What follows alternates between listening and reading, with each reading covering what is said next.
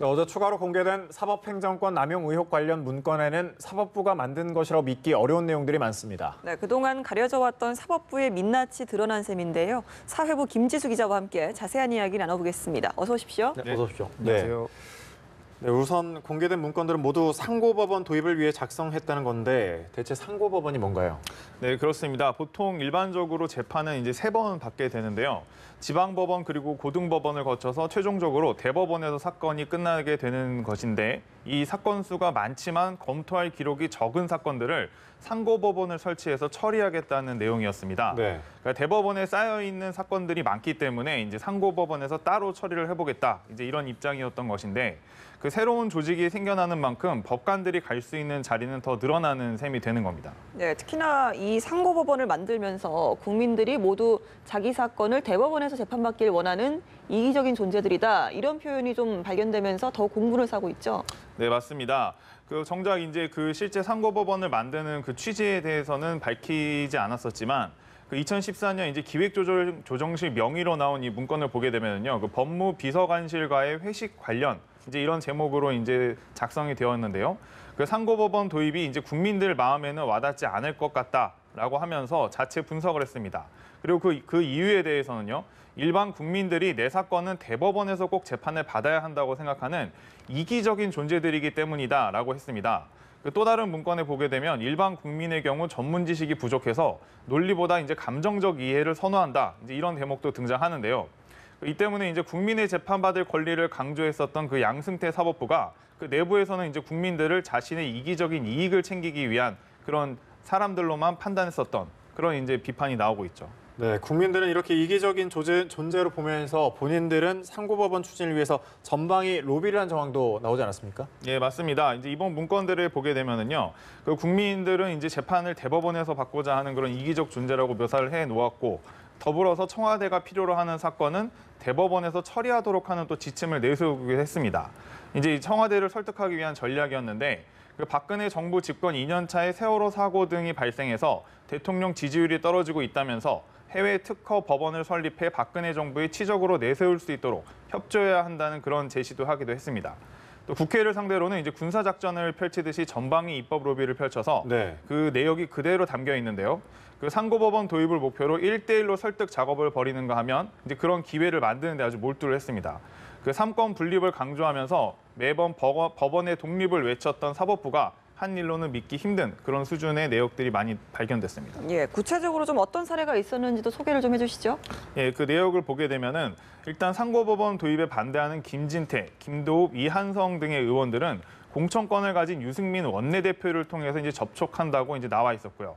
또 포항이 지역구인 이병석 의원의 경우에는 노후화된 대구법원의 청사를 포항으로 이전하는 그런 방안을 검토하기도 했습니다. 네. 그러니까 지역구를 챙겨준다는 의미였죠.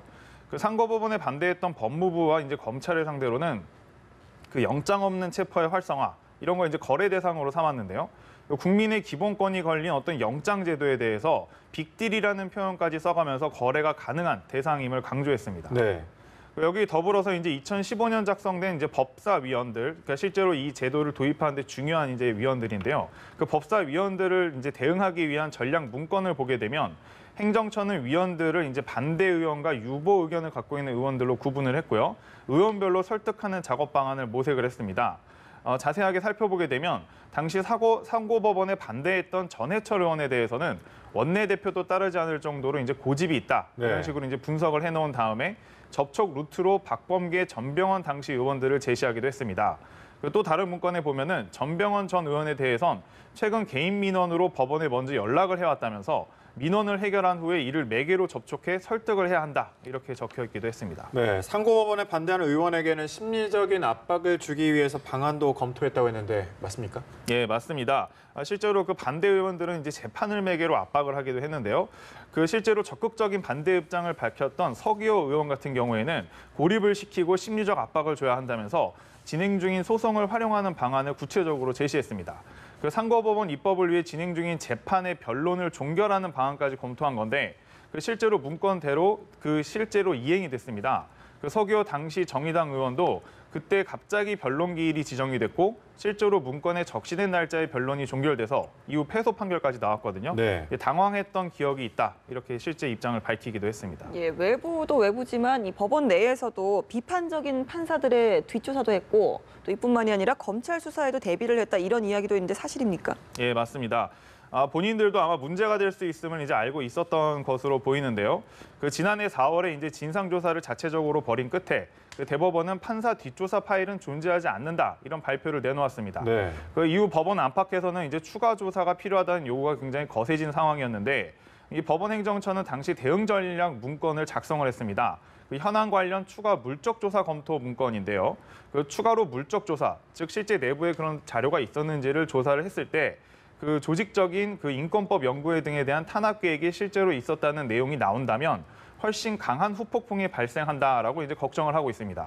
또 나아가서 관련자 컴퓨터를 모두 조사하자는 요구가 더 높아질 수가 있고 형사 사건으로 번질 가능성도 높다 이렇게 쓰여 있는데요. 이 법원 행정처 스스로도 검찰 수사가 가능했다는 그런 것을 예견하는 대목입니다. 그 사태의 심각성을 완전히 이해하고 있었던 것으로 이제 보입니다. 네, 지금까지 말씀드린 것 외에도 아직 논란이 될 만한 문건이 더 있는 건가요?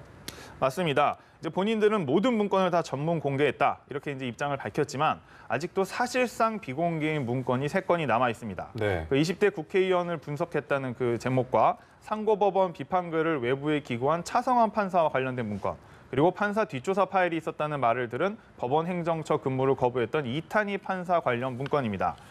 이 법원 행정처는 당사자들의 명예훼손 가능성이 커서 모든 내용을 공개하기는 어렵다고 입장을 밝혔는데요.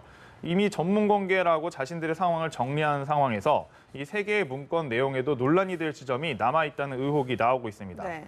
이 때문에 이번 문건 공개에 대해서 지금 현재 안철상 법원 행정처장이 사법행정권 남용으로 인한 국민을 위한 재판에 역행하는 행위는 하지 않겠다는 다짐이라고 이제 밝힌 만큼 그 진행 중인 검찰 수사에도 적극적인 협조가 필요해 보입니다. 네, 알겠습니다. 사회부 김지수 기자와 함께 짚어봤습니다. 말씀 고맙습니다. 감사합니다.